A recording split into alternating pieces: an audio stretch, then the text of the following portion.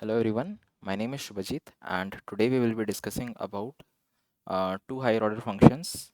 One is find and the other one is findIndex, which is applied over arrays. So for this, we have taken one array uh, of person info. So as you see, this array is basically not an array of primitives. This is an array of objects. So each of the elements of the array is object here. So this is the 0th index of the array. This is index 1, index 2, index 3, and index 4. Okay. So we have total 5 elements in the array. Now let's say if someone says that, hey Shubhajit, I want to find the index of the person whose age is 10. What will happen in that case? In that case, you can apply the findIndex method over the person info array here. Okay, let me show you how it is done. So I hope you have understood the problem statement that we have to find the index of the person. That is, we have to find in this whole array that on which index we have an object whose age is 10. This object I'm taking it as person. Each of them are single person. This is one person, this is another person, this is another person. So in which of the person's age is 10. So for this, a person to find, I will be storing that index inside this index variable, and this will be returned after calling the findIndex method on the person info array. So dot, if you see the findIndex, so if you have observed that we have both find and findIndex. I will tell you about the find later on, but now let's understand the findIndex part. So findIndex, and inside this we will be having a callback function. And what that function is, basically, if you have watched my previous videos of map, reduce, and filter, you will be able to understand that this callback function is called for each of these objects. For each of these objects, it will be called.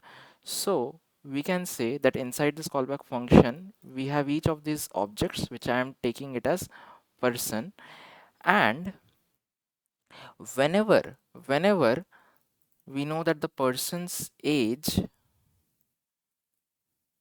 double is equals to 10, okay, in that case we have to return true. So this statement will become true only when the person's age is 10, and in that case the true will be returned. For other callback function calls with a person which is different from this person, like this one or this one, false will be returned because the age will not be 10 there. So the age of 10 will only be returned by this, which is index 4. So in the output we should have a 4. Okay, so let's see. Not 4, it's 3 because it's 0 based indexing. I'm really sorry for that. So we have 0, 1, 2. So this is index 0, this is 1, this is 2, and this is 3, and this is 4. Okay, so these are the indexes of each of these objects inside the array. So 3 will be returned. Okay, now let's say our condition changes. Whose, let's say, name is Ankit. What will be the index of that? Can you check that what is the index of that? I hope you have checked that, and we will just change the condition here inside the callback function. So person dot name should be equal to Ankit. Now what index should be returned? I hope you have that in mind. So index 2 will be returned because the name Ankit is here. Okay, so the find index part you will be able to understand, you have understood. What is the find part? So find index part returns the index of that object or that element from the array. But find index, what it does, the find index will actually return the whole object only. This whole object. This whole object with name and age both. Or if there are some other parameters after this age, this also it will return. Okay. So if I change this find index to find, okay, let me actually copy this. Let me do it here. So callback function for find index and callback function for find index. Okay, so now here const person. So I am storing whatever will be returned by the find find inside the person variable. Logic for find index, and this is the logic for find. Okay, so here let's say I want to find the person with um, age is equals to 27. Okay, so if I want to find that person, the whole person, that is the whole object, this one, if I want to find, and I have only the age, then what I will do? What I will do is I will create this one. Yeah, so this one will be callback function for find. Okay, I will create this function. Let me use this one only. So this part is for find index and the below part is for find. Okay, so call in for find. Yeah, so now we have the person,